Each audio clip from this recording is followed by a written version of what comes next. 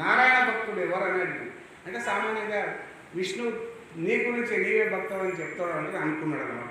అనుకుంటే అప్పుడు విష్ణువు ఏం చెప్తుంటే అట్లా అదే పెద్ద సమస్య కాదు, అక్కడ ఆ చిన్న గుడిసెల ఒక రైతు నడుచుడు అతడు నాకు ప్రియమైన భక్తుడు అని చెప్పి అట్లా అట్లా చెప్పి అప్పుడు ఆయన మనసు లోపల అనుకోవడమా ఏమో నేను ఇంత నడుస్తా దేవుని నన్ను ఏమి అనకుండా ఆ రైతును చూపించే కదా అని చెప్పి ఆ రైతులో ఆ మనసులో ఆ రైతు మొత్తం తన దివ్యదృష్టి కలవదు కదా ఏమేమి చేస్తాడని చెప్పి ఆయన మొత్తం చూస్తున్నాడు.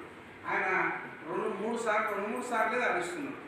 ఎప్పుడంటే ఉదయం లేవందరూ భగవంతుని దర్శకుని ఆయనకు ఒక ఎకరం భూమి ఉన్నది, అంటే ఆ వ్యవసాయం చేసుకుంటా అదే పనులు దాని కష్టంతో తిరిగి దానికి కష్టంతో ఉన్నాడు. ఉదయం లేవంతనే భగవంతుడు ఈరోజు నా కార్యక్రమం దిగ్విజయం కావాలని కోరుకుంటాడు. తర్వాత మధ్యాహ్నం తిరగ